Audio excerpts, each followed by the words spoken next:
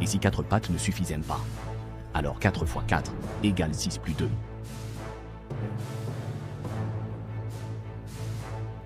Pour devenir très riche et prospère, il faut ouvrir le dos à temps.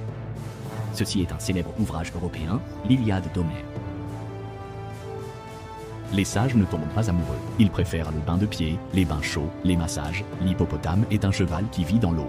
Bien sûr, vous pouvez aussi l'appeler Boum. Et celui qui reste immobile dans la boue, c'est moi. Oh, il bouge cerise séduisante, leur donnant un air innocent et adorable. Inoffensif en apparence, mais en réalité capable de toutes les méchancetés.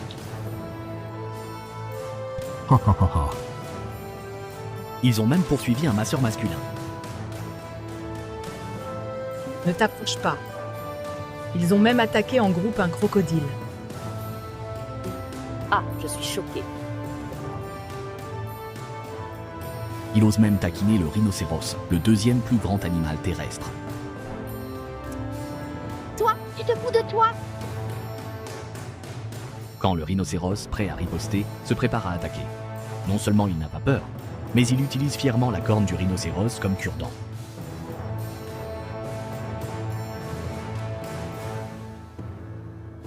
Le rhinocéros, ne pouvant plus supporter cela, décide d'utiliser sa technique secrète ultime.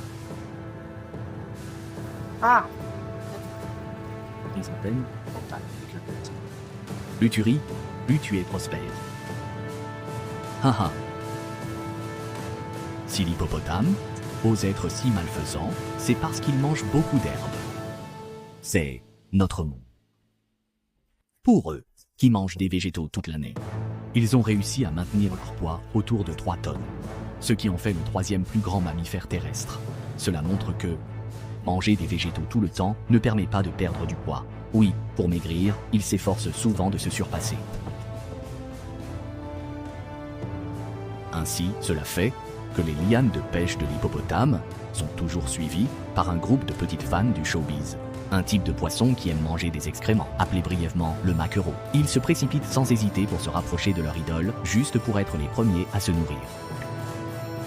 Vous avez une nouvelle commande de livraison, Meiture. Veuillez la traiter rapidement. Après avoir mangé le poisson comme repas, en retour, ils offrent un service de soins par les poissons à l'hippopotame. Les peaux mortes sur l'hippopotame sont picorées par eux. Certains d'entre eux nagent même dans la petite bouche cerise de l'hippopotame, pour l'aider à nettoyer les restes de nourriture sur ses dents. L'hippopotame déclare que bien que ce soit très agréable, le goût est un peu enivrant.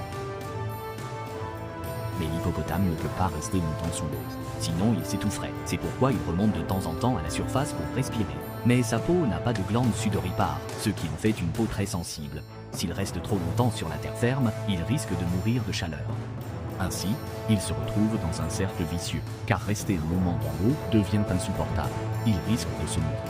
Ils doivent donc se précipiter pour remonter sur la terre ferme pour respirer, mais ne peuvent pas y rester longtemps, sinon ils risquent de mourir de chaleur. Ils n'ont d'autre choix que de retourner dans l'eau pour se rafraîchir, ce qui fait de l'hippopotame un animal amphibie. Avec l'arrivée de la saison sèche, le manque d'eau entraîne une réduction drastique de l'habitat des hippopotames, ce qui augmente considérablement leur densité dans certaines zones aquatiques. Dans cet environnement, les mares de boue, chargées de déjections d'hippopotames, deviennent un terreau fertile pour les bactéries de l'anthrax. Ces bactéries représentent une menace majeure pour les hippopotames. À ce moment-là, les poissons affamés, qui ont longtemps supporté cette situation, en souffrent également. Il a enfin reçu sa commande de livraison. Vous avez une nouvelle commande sur El.mu. Veuillez la traiter rapidement.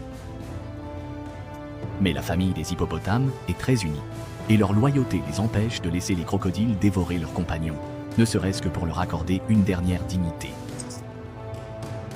Après tout, tu l'as mangé. Alors, que vais-je